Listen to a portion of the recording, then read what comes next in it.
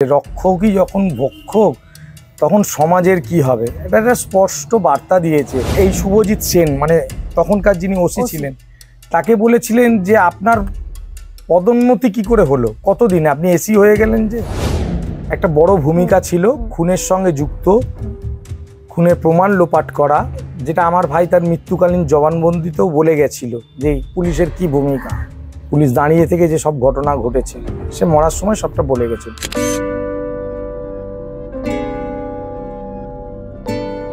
বিশ্বজিৎ দা, আপনাকে মাধ্যমে স্বাগত। দাদা, বিজেপি কর্মী অভিজিৎ সরকার আপনার ভাই, তার যে খুন হয়েছিল সেই সময় তৎকালীন যে নারকেলডাঙ্গার ওসি সহ 4 জনের যে জেল হেফাজতের নির্দেশ দিয়েছে বেঙ্গল কোর্ট, কিভাবে দেখছেন বিষয়টা আপনি? নিশ্চয়ই দেখুন, কালকে বিচারক বলেই দিয়েছে যে রক্ষকই যখন ভক্ষক তখন সমাজের কি হবে, এটা একটা স্পষ্ট বার্তা দিয়েছে যে যারা আমাদের রক্ষা করবে এই পুলিশ প্রশাসন, তারাই যদি খুনের মামলায় জড়িত থাকে, খুনের প্রমাণ লোপাট করে দেয়, তাহলে সমাজে মানুষ বাঁচবে কি করে। এরা যাতে বাইরে না থাকে, তাই জন্য যে সমাজের আরও ক্ষতি করতে পারে এরকম অনেক খুন হবে, তার খুনের এরা জড়িত থাকবে এবং প্রমাণ লোপাট করবে, তাই জন্যই বিচারক তাদেরকে কালকে কাস্টাডি নিয়েছে। এর মাধ্যমে দেখুন বিচারক বুঝিয়ে দিয়েছে যে এখানে গরিব বড়লোক কেউ নেই এবং আইনের ঊর্ধ্বে, সে পুলিশ হোক বা নেতা মন্ত্রী হোক, আইনের ঊর্ধ্বে কেউ নয়। আমাদের সমস্ত ডকুমেন্ট আমরা দিয়েছি, বিচারক দেখেছেন এবং এর গুরুত্বটা বুঝে তবেই তিনি এই পদক্ষেপটা নিয়েছেন। দাদা, আপনি তো ছিলেন গতকাল যে যখন বিষয়টা হচ্ছিল কোর্টে, ঠিক কি কি মন্তব্য করেছিল বিচারপতি?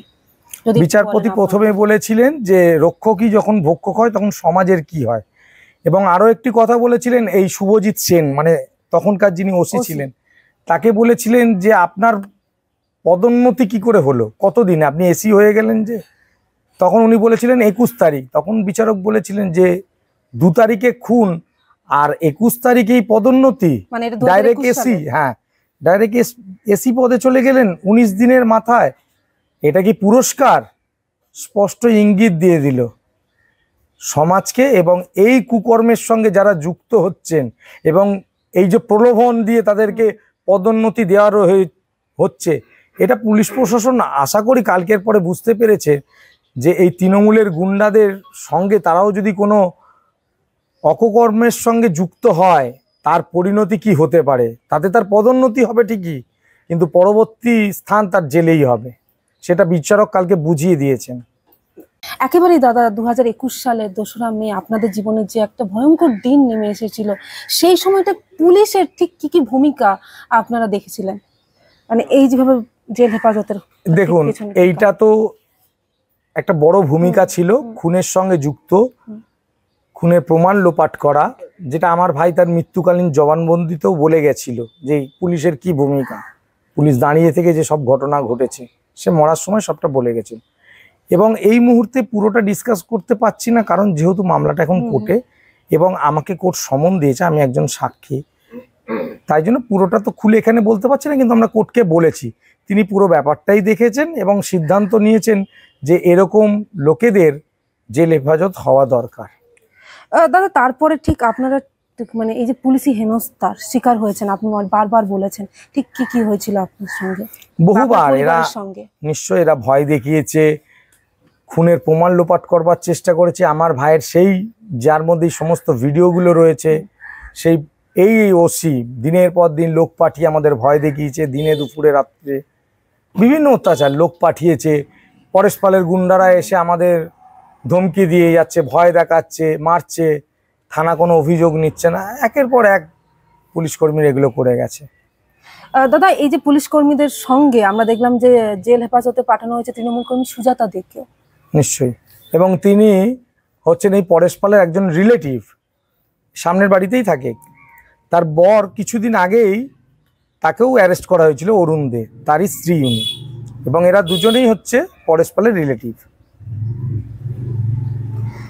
দাদা, এই যে এত বড় একটা রায়, কি মনে হচ্ছে আপনাদের?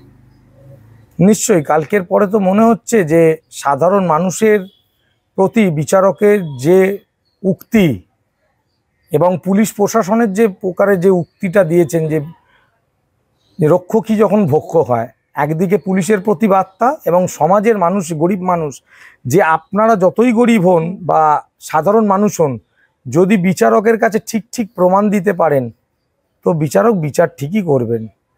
স্পষ্ট বার্তা কালকে পাওয়া গেছে, তো এতে মনে হচ্ছে আমরাও বিচার পাবো। এখনো তো মূল অভিযুক্ত তাদের নিয়ে তো আমরা কিছু না, মূল অভিযুক্ত পরেশ পাল, স্বপন সমাদ্দার, পাপিয়া ঘোষ তারা তো রয়েছে, তাদেরকেও তো বিচারক কালকে আবার সমন দিয়েছে, সিবিআই কে সমন ইস্যু করতে বলেছে এবং 12 তারিখে 12ই আগস্ট তাদের সশরীরে হাজিরা দিতে নির্দেশ দিয়েছেন এই বিচারক। দাদা, এতদিনের আপনাদের দীর্ঘদিন এই যে লড়াইটা, এই যে গতকালের রায়ের পরে কি মনে হচ্ছে একটা মাত্রা পেল?